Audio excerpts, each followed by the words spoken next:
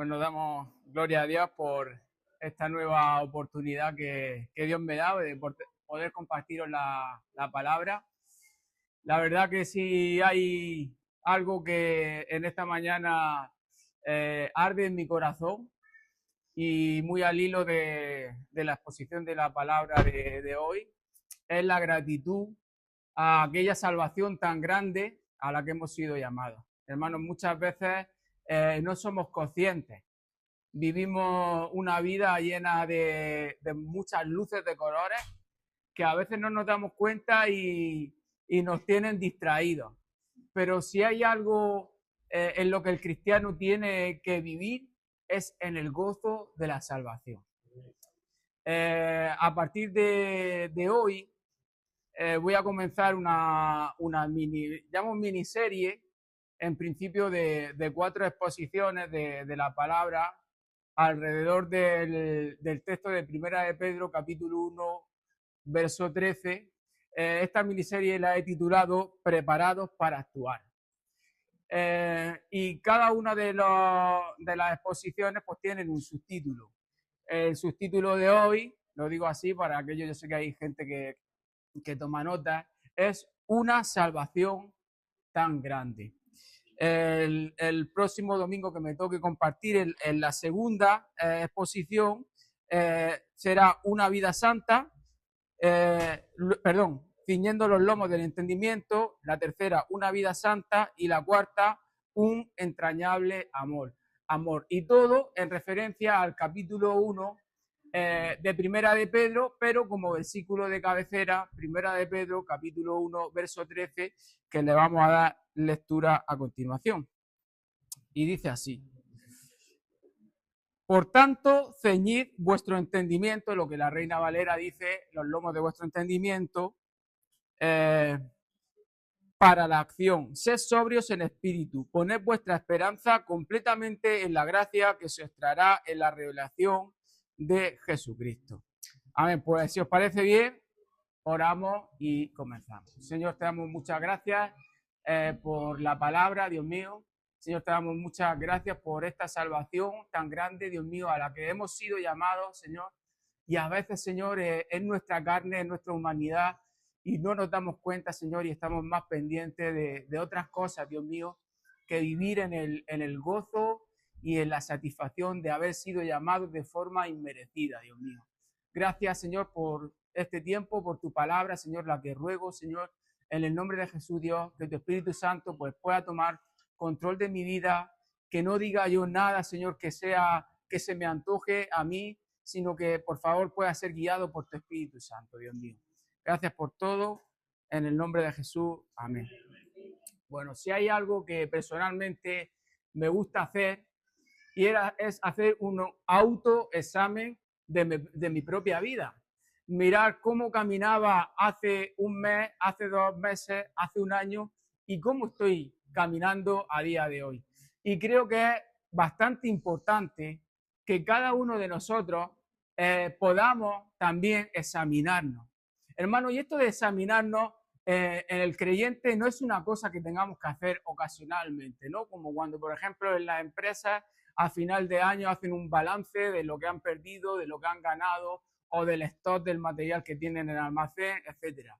No, hermano, esto es necesario que nos examinemos. La Biblia nos alienta y nos exhorta continuamente a que nos examinemos, a que miremos cómo estamos andando en la fe, a que nos demos cuenta si estamos andando conforme las Escrituras. Y tenemos que tener mucho cuidado. ¿Sabéis por qué?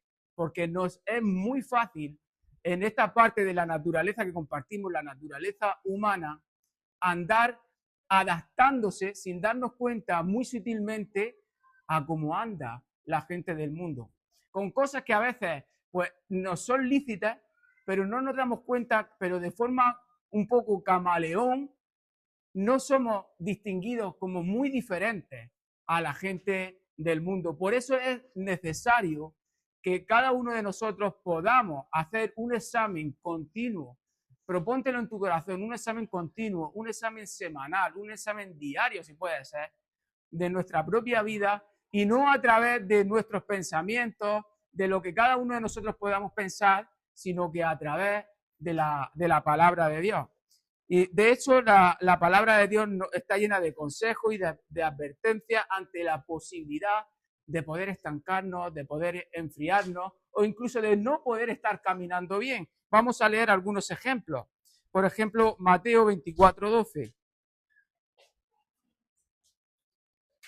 Capítulo 24, verso 12.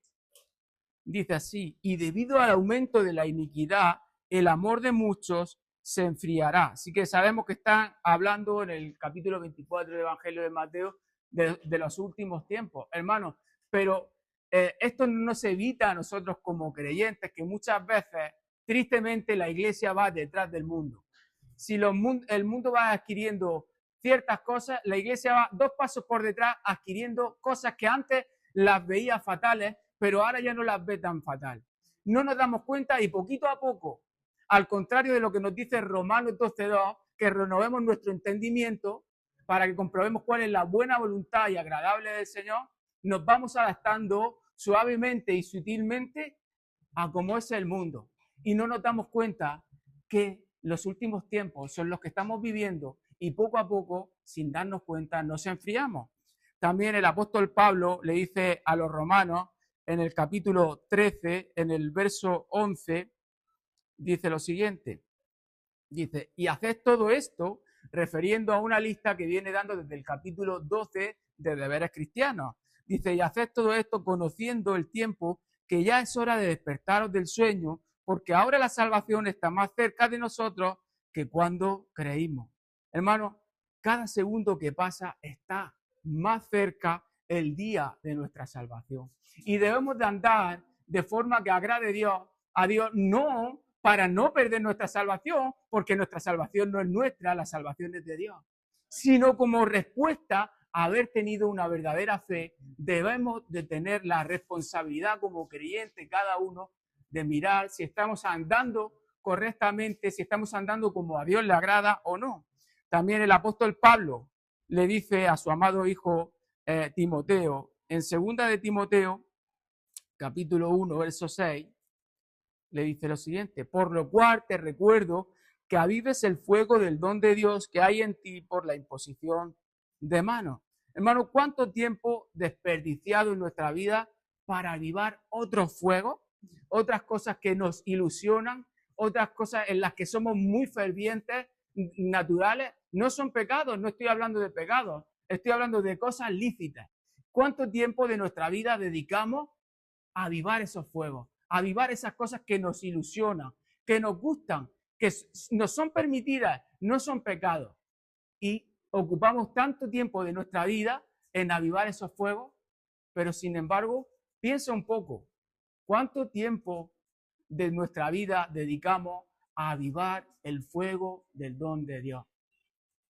El fuego, el ánimo, la pasión por la fe, el ánimo, la pasión por el servicio a Dios, por los dones también que Dios te ha dado, por ponerlos al servicio del Señor. ¿Cuánto tiempo de nuestra vida dedicamos a esto?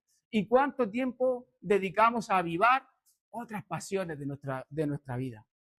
También, como último ejemplo, en Efesios 5, del 15 al 20. Vamos a ir leyendo. Dice así: por tanto, tened cuidado cómo andáis, no como insensatos, sino como sabios. Hermanos, tenemos tendencia a mirar a este mundo como si hubiéramos nacido para echar raíces aquí. Como si nuestra vida empezara y terminara aquí. Como si no hubiéramos sido llamados para vivir eternamente en la patria celestial. Como si no estuviéramos aquí nada más que para disfrutar, ¿no? Como dice el mundo. Son 4 días y hay que disfrutarlo. Y nosotros los creyentes, en forma camaleónica, muchas veces vivimos en cosas lícitas, pero vivimos ¿para qué? Para nosotros. Y el apóstol Pablo dice, tened cuidado como andáis, no como insensatos, sino como sabios. El Salmo 90:12, el Salmo de Moisés, en el verso 12 dice, enséñame de tal modo a contar nuestros días que traigamos al corazón sabiduría.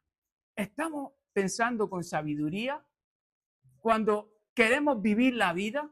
Esto, sobre todo muchas veces los jovencitos, quieren vivir la vida. los jóvenes de hoy, el aburrirse, el aburrimiento es algo que no cabe dentro de sus cabezas. Ellos tienen que estar haciendo algo constantemente. Cuando no es la consola, es la playa, cuando no es la playa, es la piscina. Un momento sentado 5 minutos es un desastre mundial para los jóvenes de hoy en día.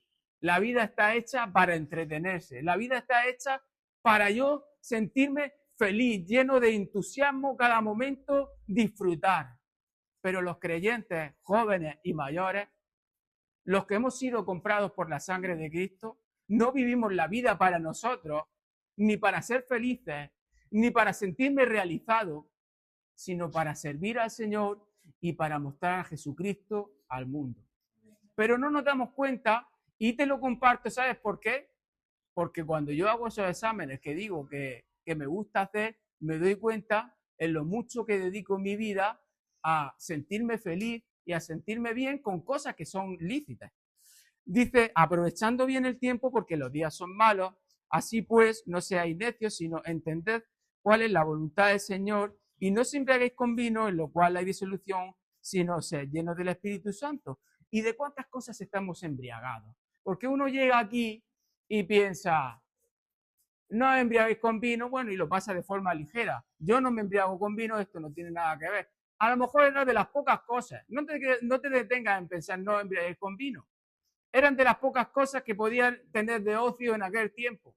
Pero de cuántas cosas estamos embriagados en el siglo XXI los cristianos.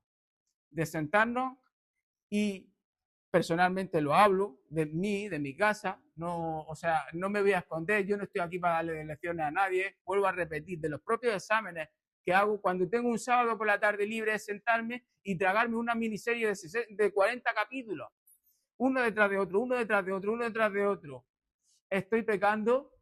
O sea, ¿estoy haciendo algo que está mal? No. ¿Estoy pecando? Habría que cuestionarlo. Porque si no estoy administrando bien el tiempo para el que he sido llamado, estoy haciendo idolatría de mi ocio, de mi tiempo, de mi descanso, de sentirme yo bien. Igual a lo mejor sí estamos pecando, hermano.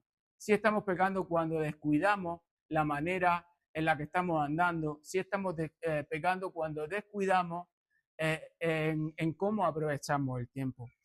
Dice, hablando entre nosotros con salmos, himnos, cantos espirituales, cantando alabanzas con vuestro corazón al Señor. Esto nosotros lo resumimos entre jueves y domingo, hablando entre nosotros con salmos, himnos, cánticos espirituales.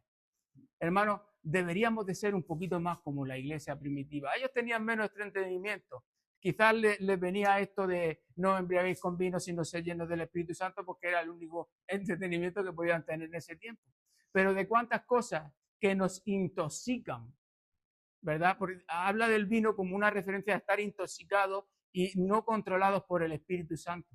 ¿Cuántas cosas son las que nos controlan? Redes sociales, series de Netflix, descanso, paseo, dormir, etcétera, etcétera. Pero qué poquito tiempo, por ejemplo, dedicando a hablar entre nosotros, a edificarnos, a quedar, en vez de estar toda la tarde sentado en el sofá viendo la serie de Netflix, a quedar, pues voy a quedar con mi hermano Vicente, que tengo unas cobayas ahí en casa y me han dicho que ellos las hacen riquísimas. Y las compartimos y aparte podemos edificarnos y hablar de, pues, de lo que el Señor está haciendo en nuestras vidas.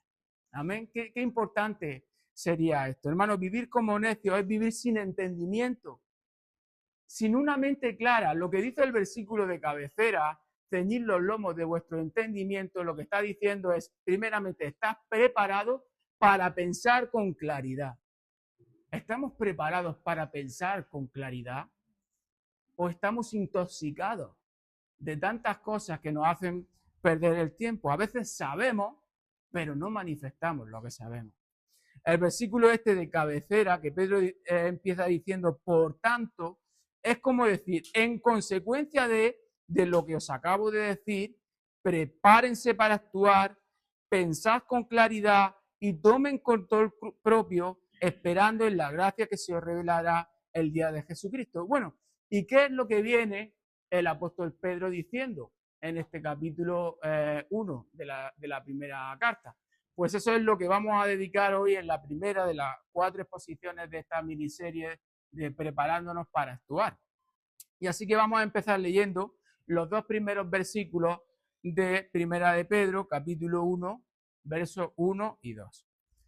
Dice: Pedro, apóstol de Jesucristo, a los expatriados de la dispersación en Ponto, Galacia, Capadocia, Asia y Bitinia, elegidos según el previo conocimiento de Dios Padre por la obra santificadora del Espíritu, para obedecer a Jesucristo y ser rociados con su sangre, que la gracia y la paz os sean multiplicadas. Bueno, hermano, esta carta está dirigida a creyentes que viven como extranjeros fuera de sus tierras por causa de la persecución.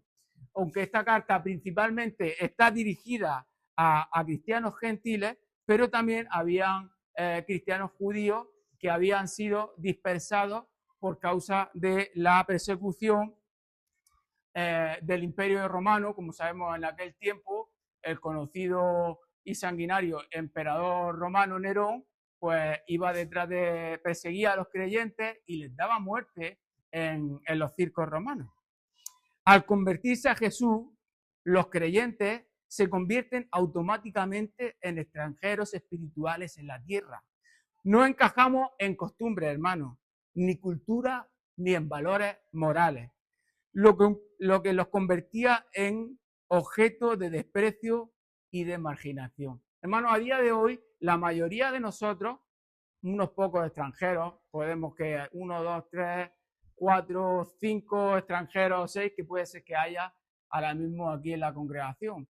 Pero espiritualmente no debemos de olvidar, y me viene al hilo, de que nosotros somos extranjeros y que somos peregrinos en esta tierra.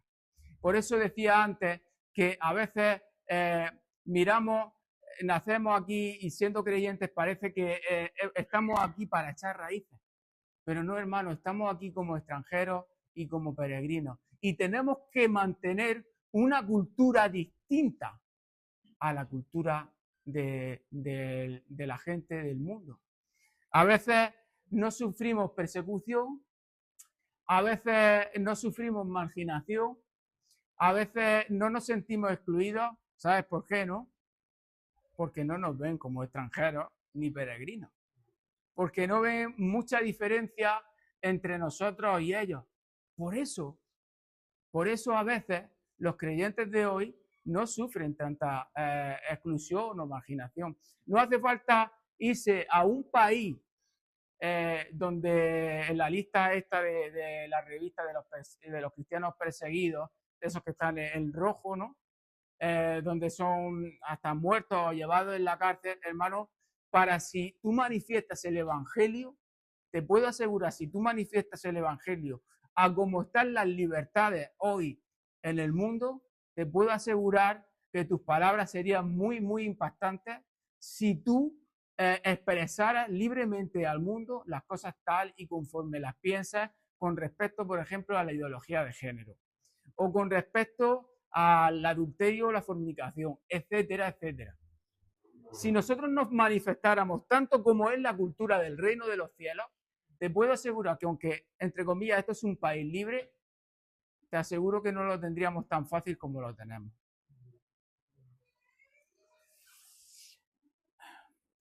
Hay muchas cosas, hermanos, que no son lícitas, pero no nos conviene y a veces olvidamos que no estamos aquí para nuestros propios deleites, para nuestras propias satisfacciones. En palabras del apóstol Pablo, lo que Pablo diría: con Cristo estoy juntamente crucificado, ya no vivo yo, sino que Cristo vive en mí. Y qué fácil es decirlo, pero a veces no tanto llevarlo a cabo. Una vida embriagada de ocio y de las cosas que no son lícitas no es una vida que está controlada por el Espíritu Santo. Por lo tanto, es complicado manifestarlo. Es fácil decirlo, pero no es tan fácil manifestarlo. Debemos, como dijo Jesús, si alguien quiere seguir en pos de mí, niéguese a sí mismo, tome su cruz y sígame. Y esto es diariamente. Diariamente. Por eso Jesús también dice que si alguien, antes de edificar algo, ¿qué es lo que debe de hacer?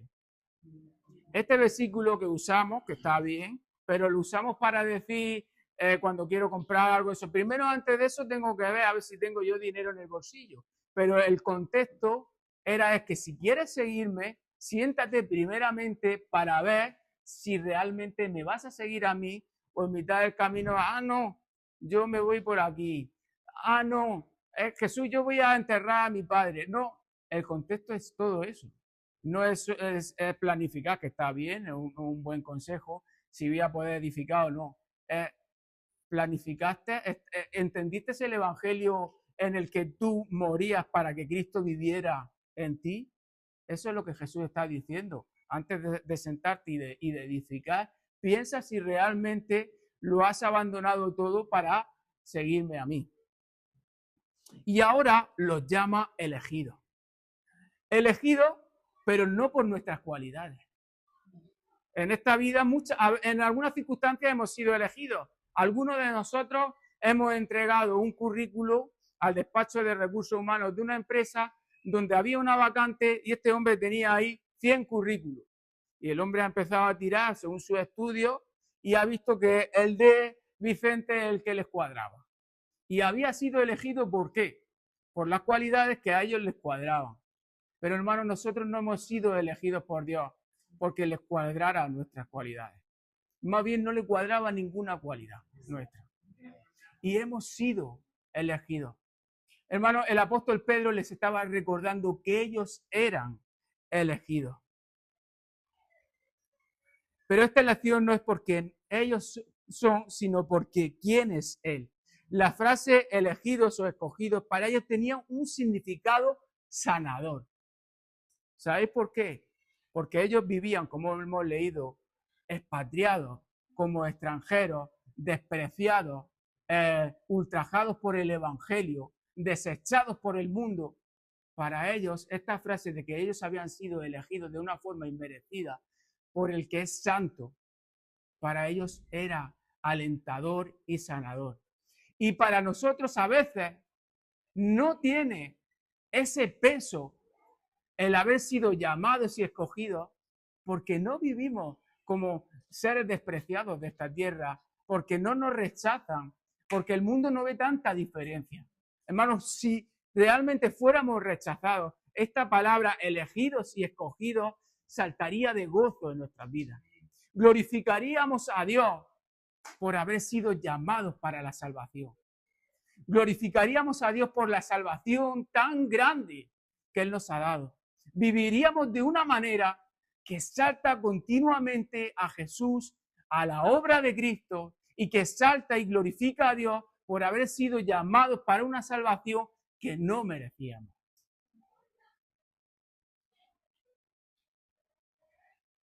Y también les habla de la obra que garantiza que esa elección tenga como resultado una salvación que lleve hasta el final. Les habla de un previo conocimiento, es decir, una presciencia, la palabra griega prognosis, que no es tan solo un previo conocimiento intelectual de lo que ocurrirá, sino que incluye un movimiento afectivo y una determinación de la voluntad de Dios.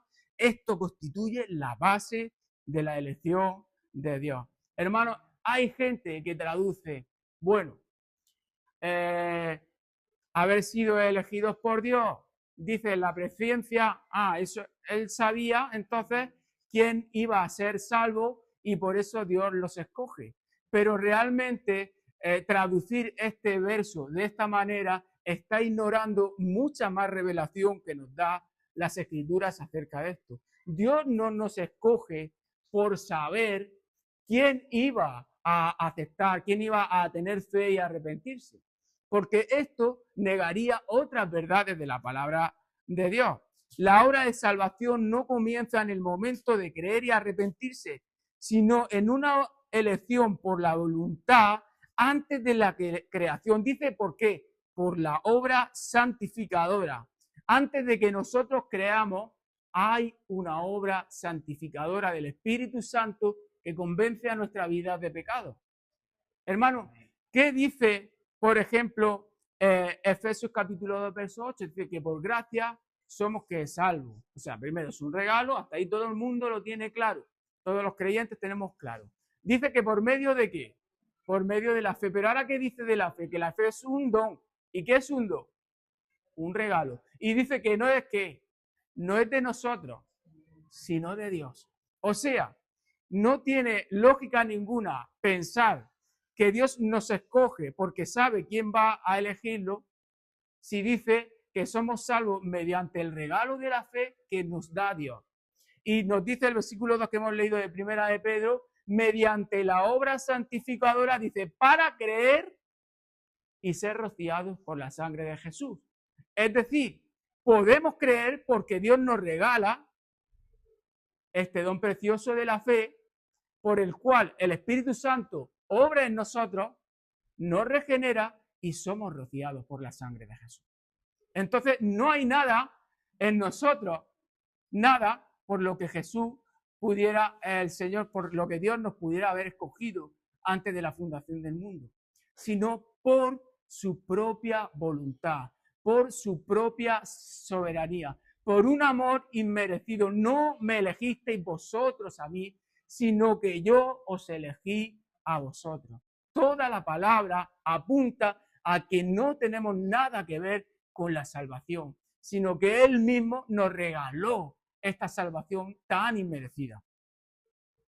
La idea expresada en este versículo es que Dios en su soberanía nos ha escogido para la salvación mediante la obra del Espíritu Santo, aplicándonos el valor de la muerte de Cristo a fin de que le seamos obedientes. Y no lo digo yo, sino que lo dice el versículo 2 que hemos leído. Dice, según el previo conocimiento de Dios, por la obra santificadora del Espíritu, para obedecer a Jesucristo y ser rociados por su sangre, que la gracia y la paz os sea multiplicada. Sí, que alguien puede decir, sí, pero yo creí, fue mi decisión. Si no hubiera creído, sí, pero el verso 2 dice claramente, por la obra santificadora, Dios tuvo que abrir tus ojos, Dios tuvo que despertarte porque dice que estábamos muertos en pecados y delitos. Y no, un muerto no puede reaccionar a nada. Necesitaban la obra santificadora del Espíritu Santo que te convenciera y pusiera en ti este regalo o este don que se llama, tan precioso que se llama fe.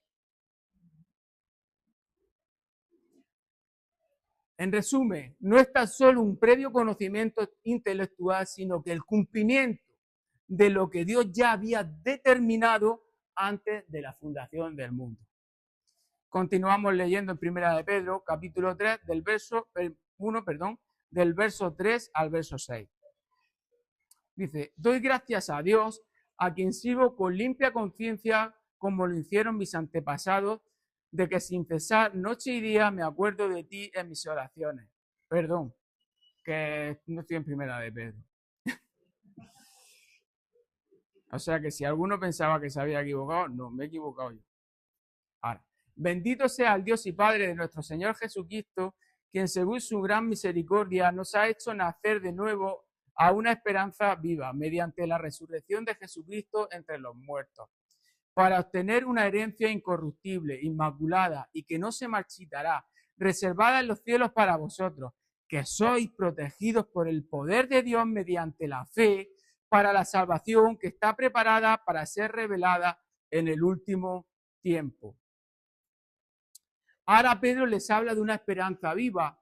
Lo que nosotros tenemos, hermanos, no es una falsa ilusión ni una falsa esperanza, como el mundo muchas veces quiere hacer ver o quiere decir, esto porque se aferran a algo, porque son débiles de conciencia. Hermanos, nosotros tenemos una esperanza viva que no procede de hombre que miente y se arrepiente. Es una esperanza viva que el mismo Señor Jesucristo, con su poder y autoridad, ha ganado para nosotros en la cruz. Esta es la seguridad que nosotros tenemos, que el Señor no es hombre para que mienta, ni hijo de hombre para que se arrepienta. Observa, hermano, dónde está basando Pedro la esperanza de los creyentes. Cuando nosotros tenemos problemas de salud, problemas económicos, problemas de cualquier tipo, de cualquier índole, ¿en qué ponemos la esperanza? Si tienes un problema, por ejemplo, de índole económico y sabes que espera una paga extra, pues estás desesperado, ¿no? Porque venga esa paga extra. Si tienes un problema de salud. En mi casa tenemos varios problemas de salud. Estamos deseando que llegue el ensayo clínico para ella, para poder ponerse su bomba, para poder regular el cortisol. Y esperamos y basamos nuestra esperanza en esto. Si tenemos problemas de trabajo, pues a ver si me llaman, ¿verdad?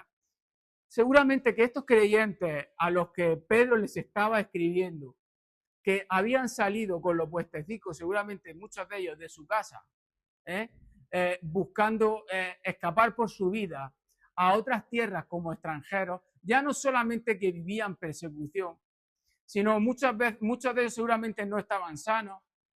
Económicamente no creo que fuera su mejor época económica ni bollante. Seguramente los falsos apóstoles del siglo XXI, la carta que escribirían a estos creyentes, decreta que vas a ser prosperado en esta tierra, en Ponto, en Galacia. Decreta que ahí va a ser millonario, que el Señor te va a llevar y va...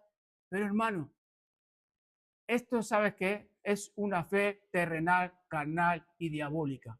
La fe de los creyentes es espiritual y basa la esperanza de ellos no en nada de este mundo corruptible, sino en la salvación de Dios, que es incorruptible.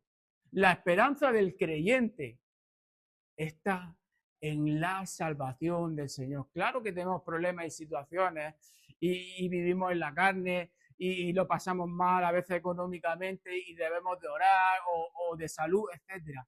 Hermanos, pero la esperanza que Pedro les está llevando ante tantas situaciones que estaban viviendo no es a una esperanza aquí en donde muchas veces echamos raíces, sino a que pongan una mirada en lo eterno, a que su gozo esté en el gozo de la salvación. En otras palabras, como diría el apóstol Pablo a los colosenses, poned la mira en las cosas de arriba, no en las de la tierra, porque habéis muerto y vuestra vida está escondida con Cristo. Cuando Cristo se manifieste, entonces seréis manifestados con Él. Sea del índole que sea mi problema, mi esperanza no está en las soluciones que me pueda dar este mundo. Para mí, yo estoy crucificado para el mundo y el mundo está crucificado para mí. Hermanos, las esperanzas de este mundo son corruptibles, se deterioran, se pueden marchitar. Hoy puedo estar sano y mañana estaré enfermo. Hoy puedo tener 50 euros en el bolsillo y seguramente mañana ya no llega. Hoy puedo tener un trabajo y aparentemente una empresa más o menos estable, pero puede haber económicamente un movimiento a escala mundial y hasta esas empresas tan grandes temblar y quedarme sin trabajo. Mi esperanza no está en todos los beneficios para vivir una vida agradable en esta tierra. Mi esperanza y el gozo de mi alma, el gozo de la alma del creyente es el gozo de la salvación. Por lo cual en esta mañana nos alegramos, nos gozamos y elevamos palabras de adoración y de exaltación a nuestro Señor Jesucristo, porque nos ha salvado de una forma que no merecíamos. Cada uno puede pensar en este momento la situación que más te puede estar afligiendo. Y es bueno y es bíblico, como decía, que ores, pero no te afanes en tu voluntad de que el problema desaparezca, porque no sabes que si esto que tú llamas problema, Dios lo ve como una solución para lo que es verdaderamente un problema para ti. ¿Qué es lo que te estoy diciendo? Para nosotros, para el creyente que vive para manifestar a Cristo, no es un problema tener una enfermedad o tener una falta económica o un problema familiar. Para nosotros que nuestro llamado es representar a Cristo, nuestro problema se llama ira, enojo, contienda, maledicencia y muchas otras cosas que todavía habitan en nuestros corazones. Y dice el apóstol Pedro aquí que nuestra fe es probada, más preciosa que el oro, hermano. ¿Para qué? Para que resplandezca, para lo que para ti es un problema, la aflicción, que por un corto y breve tiempo, como estamos viendo, podamos estar pasando. Para Dios es el medio donde estás santificando tu fe y mi fe. Para lo que a ti es un problema, para Dios no es un problema. Primero porque en cualquier segundo puede quitarlo si es su voluntad, si Dios lo permite. Pero para lo que nosotros muchas veces es un problema, es la propia y pura voluntad de Dios para que nuestra fe, más preciosa que el oro, ese regalo tan precioso, ¿qué regalo te han hecho en esta vida que te haya gustado más? Ninguno de esos tiene comparación con el precioso regalo de la fe. Ahora dice el versículo 5, dice que sois protegidos por el poder de Dios mediante la fe para la salvación que está preparada para ser revelada en el último tiempo.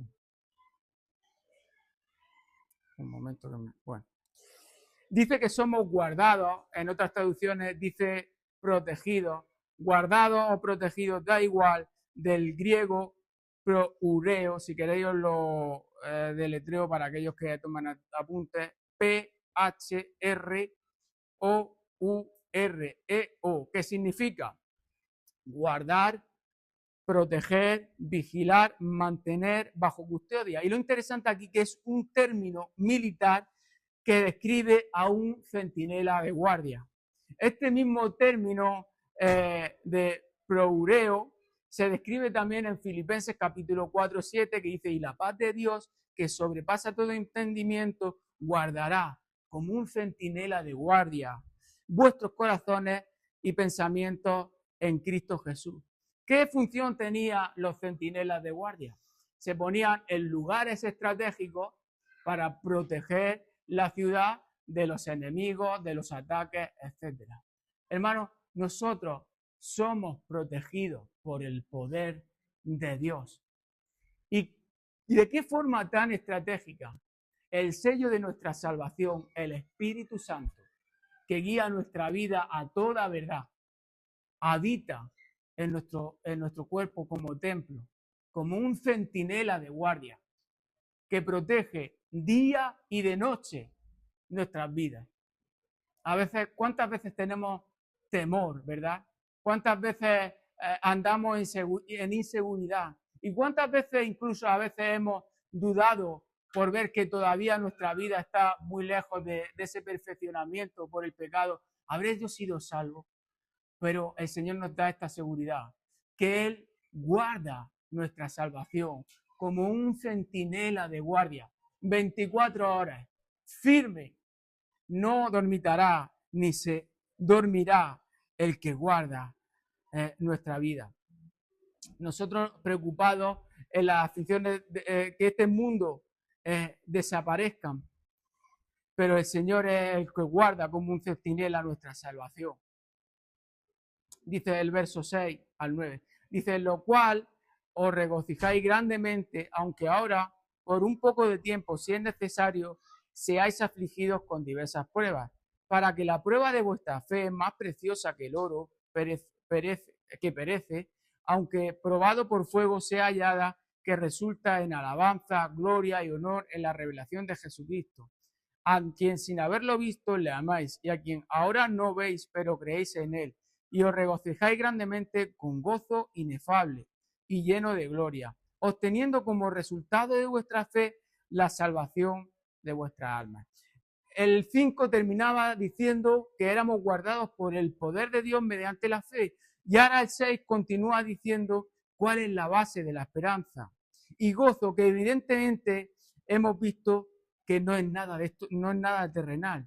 Y ahora les dice, aunque por un corto tiempo tengamos que sufrir diferentes aflicciones, hermanos, ¿qué es lo que te aflige?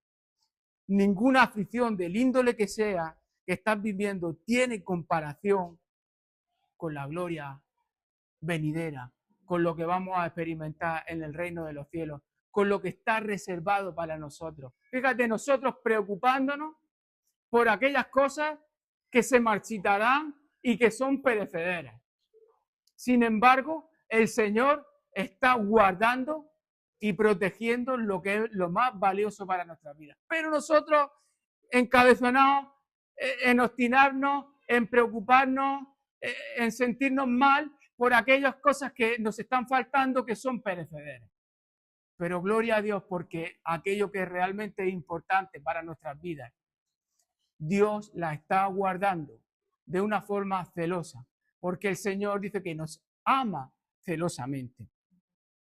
¿Cuántas veces a lo largo del día, de la semana, de los meses, te has parado, hermano, a pensar en esta salvación tan grande que hemos heredado sin merecerlo? Sé sincero contigo, hemos dicho al principio, vamos a hacer un balance de nuestra vida. ¿Cuántas veces a lo largo de esta semana, de hace un mes, de este año, te has parado a meditar en la salvación tan grande que has heredado? Ahora, sé sincero también, compara cuántas horas has dedicado a empezar en las aflicciones que estás viviendo en esta tierra. ¿Cuántas veces? Yo creo que a diario. Y varias veces al día nos sentamos a darle vueltas a lo que me falta, al problema que tengo, a que no llego a fin de mes, a que fíjate que la salud de fulanico, fíjate el trabajo que no viene. Pero hermano, ¿dónde está el gozo de tu vida? ¿Dónde está el gozo de la salvación? ¿Dónde está la gratitud de haber recibido lo más grande que podría recibir un ser humano y de forma inmerecida?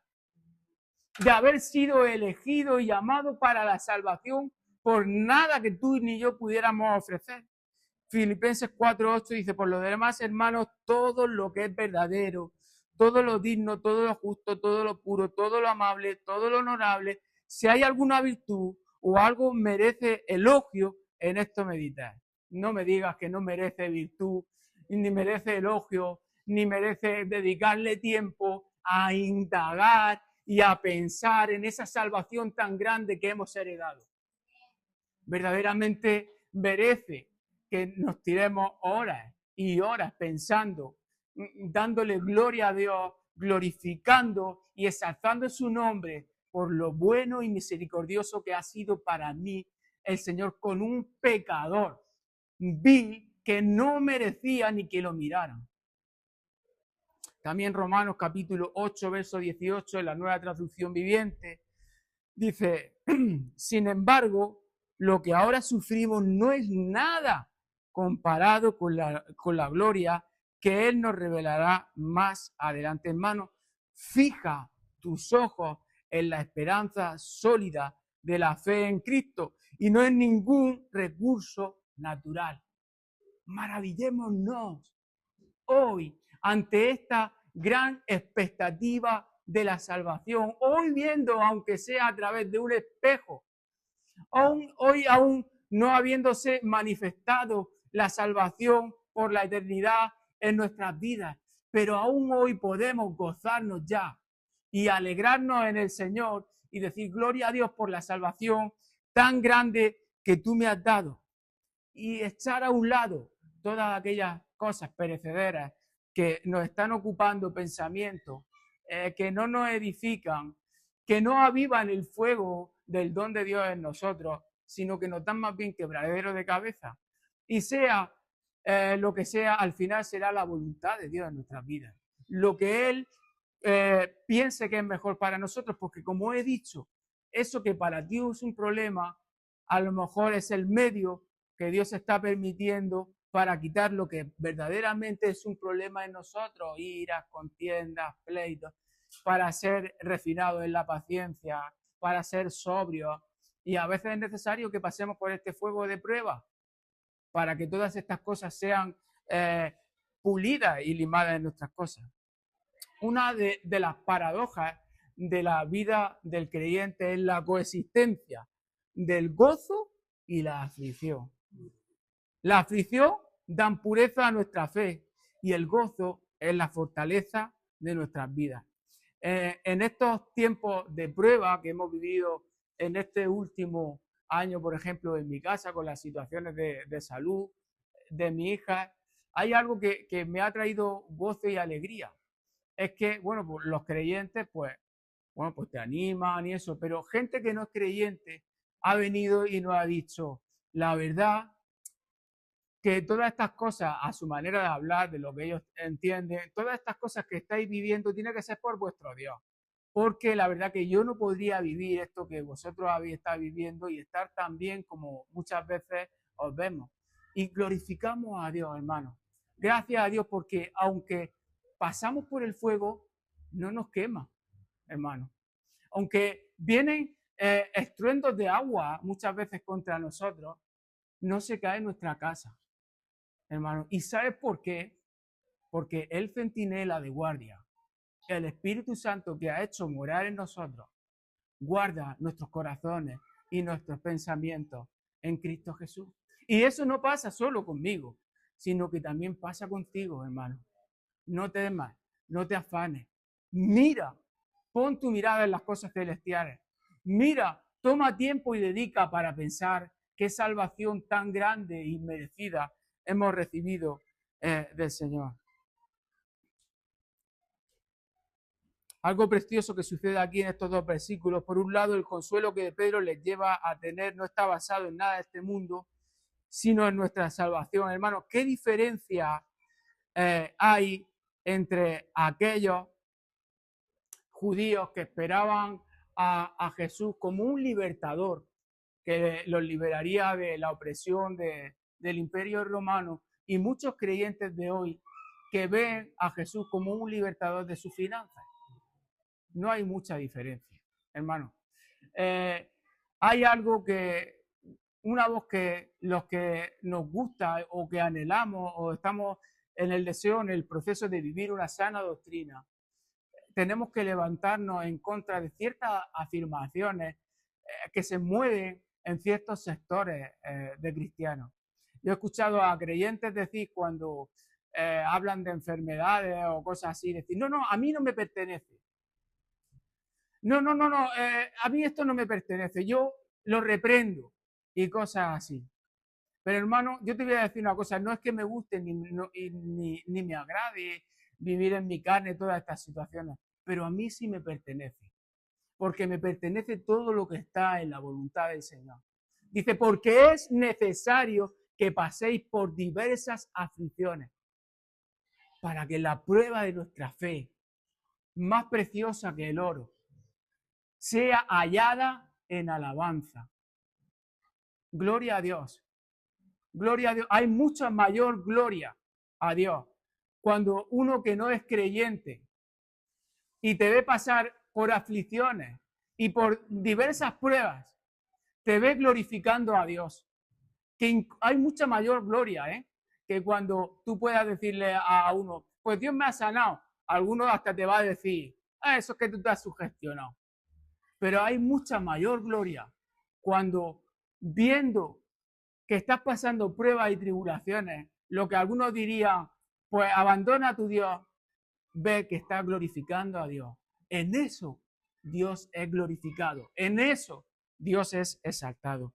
Estas afirmaciones de no me pertenece, no nos conformamos, no proviene de una fe bíblica, proviene de un desconocimiento de lo que la palabra está enseñando. Hermano, debemos de tener cuidado y debemos ser luz aún en medio de aquellos que se llaman cristianos, para poder enseñar y manifestar lo que la palabra enseña. Hermano, y a veces piensan que es fe lo que no es fe. Fe es esperar lo que no ves, pero ellos viven buscando el ver. Mas la fe espera y cree lo que no ve. Dice en los versículos del 10 al 12, con estos dos versículos ya terminamos la parte de hoy. Dice, Primera de Pedro 1, del 10 al 12, dice, acerca de esta salvación, los profetas que profetizaron de la gracia que vendría a vosotros diligentemente inquirieron e indagaron, procurando saber qué personas o tiempo indicaba el Espíritu de Cristo dentro de ellos al predecir los sufrimientos de Cristo y las glorias que seguirían. A ellos les fue revelado que no servían a sí mismos, sino a vosotros, en estas cosas que ahora os han sido anunciadas mediante lo que os predicaron el Evangelio por el Espíritu Santo enviado del cielo, cosas a las cuales los ángeles anhelan mirar.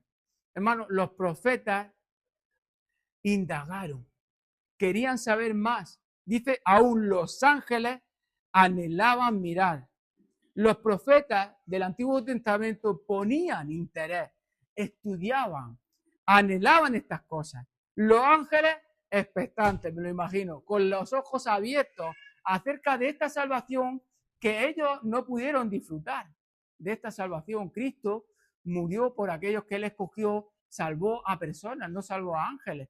Mucho antes ángeles habían caído por sublevarse contra Dios.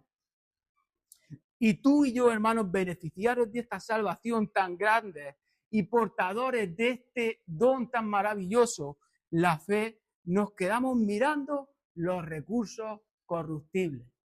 Nos quedamos maravillados, nos quedamos afanados, nos quedamos turbados, mirando y pensando en lo que nos falta.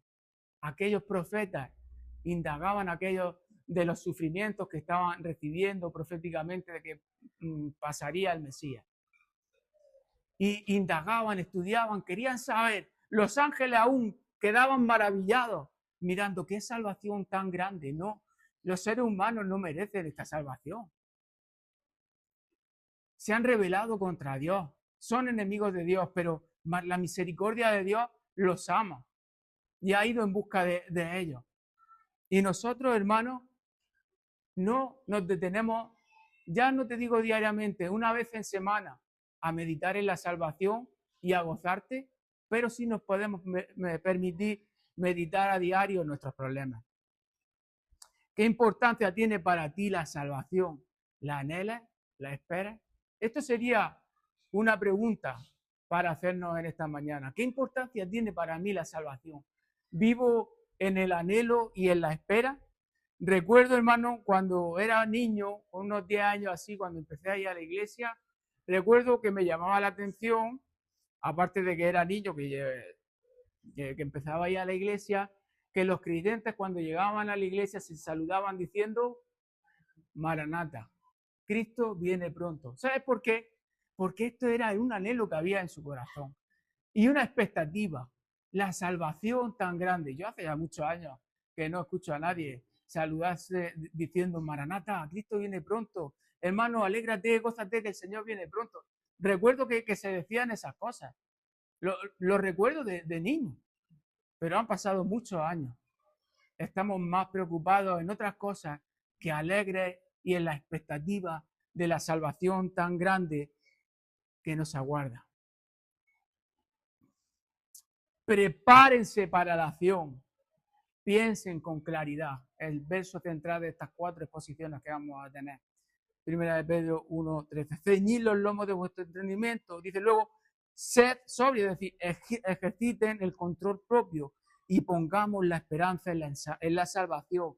Esperar por completo en la gracia. Hermanos, meditemos en esta mañana en la calidad de nuestra fe.